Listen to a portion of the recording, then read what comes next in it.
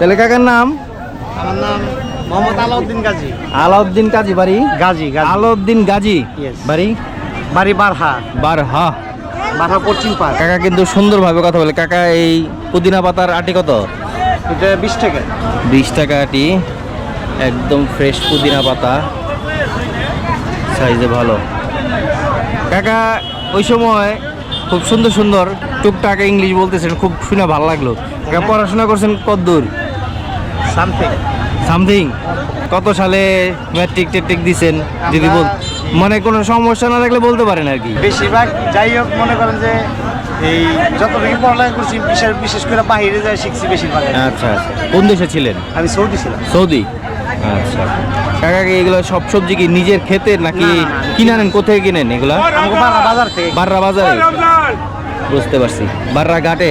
হ্যাঁ, বাররা বাজার আমাদের ক্লাবের সামনে। আচ্ছা আচ্ছা, কাউন্সিলের ওখানে আছে। বুঝতে পারছি। তাহলে কাকা সৌদি আরব আছিলেন কত বছর? আমি 25 ইয়ার্স আছি। 25 ইয়ার। সৌদির কোন শহরে আছিলেন? আমি রিয়াদে ছিলাম। রিয়াদে? এই কি কোম্পানির ভিসা না ফ্রি ভিসা আছিলেন আর কি? কোম্পানি আছে। কোম্পানি আছিল। পরে শেষে কত বছর আগে আসছেন দেশে? আমি 6 বছর যাবত আসছি। 6 বছর। এখন এই টুকটাক বিজনেস করে আর কি সময় কাটাইতেছেন নাকি?